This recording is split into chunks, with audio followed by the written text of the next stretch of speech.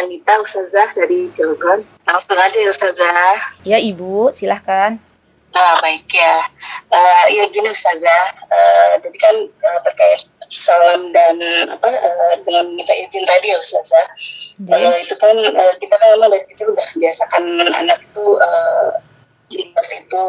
Nah, di sekolah kan juga ya sekolah yang tempat kayak SMP gitu, kita pendoakan gitu. Soalnya memang ya tergantung ya juga kan Ustazah kembali lagi. Kita minta nggak betah atau apa ya udah kita kondisikan kembali. Nah ini kan udah dewasa itu kan SMA juga sempat melakukan ternyata minta balik lagi gitu, nggak mau mendokter sekolah SMA itu minta pulang. Jadi akhirnya sama SMA diberikan. Nah sekarang kan udah dia sudah masuk kuliah.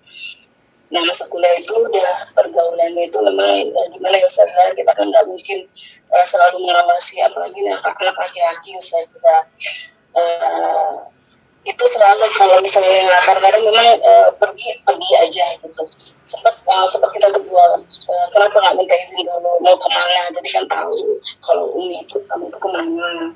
Ya kan tadi udah pakai udah mau ngambil kunci gitu kan, ambil kunci itu sudah pakai rapi kan berarti mau pergi ya nggak begitu juga. Nah terus kita udah berusaha lah Ustazah untuk sebaik mungkin untuk memberikan nasihat-nasihat dengan tidak maksudnya dengan usaha untuk sabar, tidak memarahi, tidak apa gitu. Nah akhirnya saya ini karena selalu saya berusaha ngomong selalu dibantah. Terus akhirnya kita kan punya grup WA, saya suka ngomong di WA di grup itu karena ada ayahnya juga gitu kan biar tahu gitu.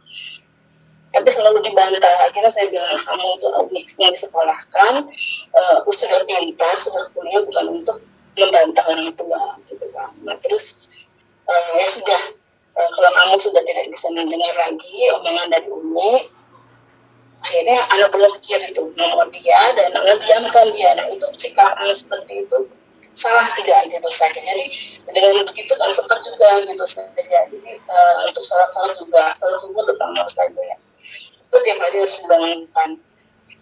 Karena kan dia sudah besar dan dia juga kan akan kuliah itu jauh dari kami. Ini karena masih online, jadi kami terus bangunkan. Jadi sudah kami ngasih nanti kalau kamu jauh, siapa yang akan bangun kan kalau nggak dibiasakan bangun pagi. Karena dari kecil juga sudah dibiasakan gitu saya.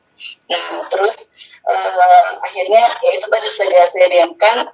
Saya tidak bangunkan juga sholat subuh gitu saja. Biarkan sampai dia punya tanggung jawab kalau dia itu harus bangun subuh untuk berangkat ke masjid. Akhirnya saya diamkan itu memang akhirnya dia ada inisiatif untuk bangun subuh gitu, untuk bangun subuh, bangun juga akhirnya bangun terus sholat subuh juga. Cuma anak tetap diamkan ya. Kalau diamkan langsung makan udah gitu. Jadi anak nggak banyak ngomong gitu saja. Nah, dengan sikap anak seperti itu salah tidak Ustazah sebagai seorang ibu gitu. Mungkin itu saja Ustazah, apalagi kalau terlalu panjang. Jazakallahu khairan Ustazah, mudah-mudahan mendapat pencerahan dari Ustazah. Assalamualaikum warahmatullahi wabarakatuh.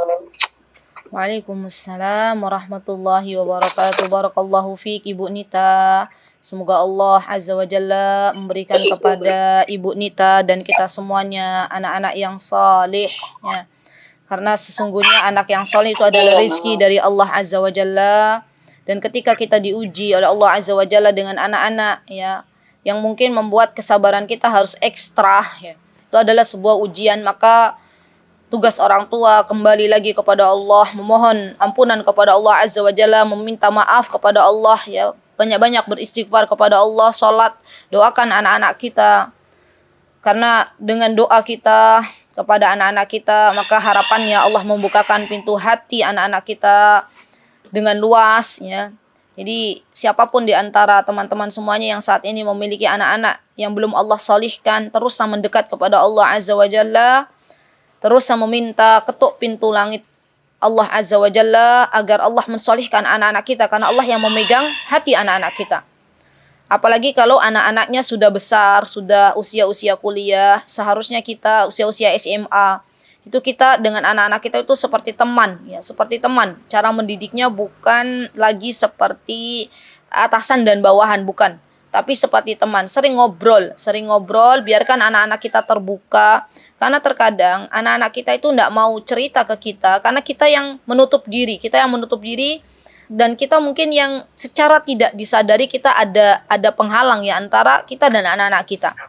Ya, tugas kita saat ini kalau kita sudah punya anak-anak SMA, anak-anak kuliah, ya apalagi, maka kita ngobrol. Kalaupun anak-anak kita jauh dari kita misalnya, maka saat ini Masya Allah sudah ada rizki dari Allah ya, dengan teknologi yang Allah berikan, ya kita bisa ngobrol bareng ya, video call, kita tanya kabar mereka, bukan lantas kita langsung menasihati mereka. Apalagi kalau jauh, kita tanya sudah makan belum, ya kita tanya terlebih dahulu. Kalau mereka sudah nyaman dengan kita, baru kemudian kita berikan nasihat-nasihat ya. Nah, kemudian teman-teman yang dimuliakan oleh Allah, dan ini juga penting ya, kita sadarkan anak-anak kita bahwasanya ketika keluar rumah itu jangan asal dia mengatakan bahwasanya saya itu sudah ambil kunci, berarti ini sudah mau keluar rumah. Tapi kan tidak memberitahu mau kemananya. Sekarang kita ajak ngobrol bareng anak kita katakan, nak, kalau terjadi sesuatu di luar sana, terjadi sesuatu, kita nggak akan tahu apa yang terjadi ketika kau keluar. Dan ibu tidak tahu kamu kemana, apa yang akan nanti engkau rasakan ya. Jadi ibu tuh meminta kamu untuk meminta izin, memberitahu agar ibu tahu ya, ibu nggak akan mengikutimu kemana kamu pergi, karena ibu yakin ya, kamu itu sudah besar, sudah merasa diawasi oleh Allah, hanya ibu pengen tahu saja kemana. Dan subhanallah teman-teman, ternyata ketika kita meminta izin, memberitahu orang tua akan kemana ya, terutama anak-anak yang sudah besar, ini membuat kekhawatiran orang tua itu berkurang ya. Karena ya kan semakin tua itu semakin khawatirannya semakin bertambah ya. Maka tenangkan jiwa orang tua kita itu dengan cara apa? Dengan cara meminta izin, beritahukan kemana ya. Dan kalau anaknya membantah, berarti jangan sampai kita kemudian langsung memblokir telepon anak kita misalnya, karena nanti yang ditakutkan ibu-ibu, kalau misalnya di kedepan hari ada masalah, tiba-tiba anak kita memblokir kita, apa yang kita rasakan coba? Kita kan tidak mau diblokir oleh anak kita, maka kita pun tidak usah memblokir. Mendiamkan sebagai pelajaran itu masih bisa kita toleran ya bisa. Tapi kalau sampai memblokir, artinya kita sudah tidak mau lagi berkomunikasi dengan anak kita. Terus kalau misalnya memang ada waktu untuk jedah mendiamkan, itu membuat akhirnya anak kita berubah, tidak apa-apa ya. Tapi tetap kita doakan dan tidak melebihi 3 hari ya, karena mendiamkan seorang muslim ya, apalagi itu anak kita, itu tidak lebih dari 3 hari. Kita terus doakan ya. Kemudian kita ajak lagi anak kita ngobrol bareng lagi. Kalaupun misalnya ada sesuatu yang membuat mereka sakit hati, maka kita tidak apa-apa orang tua meminta maaf kepada anak kita, nak, maafkan ibu ya, mungkin ada perkataan ibu yang kurang baik yang akhirnya kamu menolak nasihat-nasihat ibu ya. Maafkan kesalahan ayahmu, mungkin ada didikan kami yang kurang ketika kamu masa-masa memerlukan pendidikan dari ibu dan ayah, tidak apa-apa ya. Subhanallah, itu tidak membuat minta maafnya orang tua kepada anak-anak itu tidak membuat akhirnya kita itu rendah ya, tidak. Demi Allah tidak.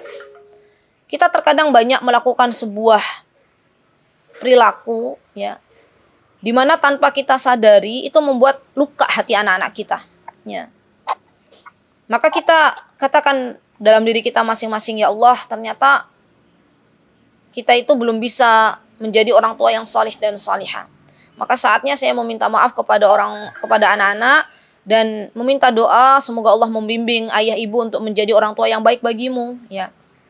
Yaitu jalannya Ibu Nita ngobrol lagi, lebih dekat lagi, dan doakan lagi ya. Jangan putus asa untuk mendoakan anak-anak kita, karena Allah Subhanahu wa taala adalah zat yang maha mendengarkan doa hamba-hambanya ya. Barakallahu fiik.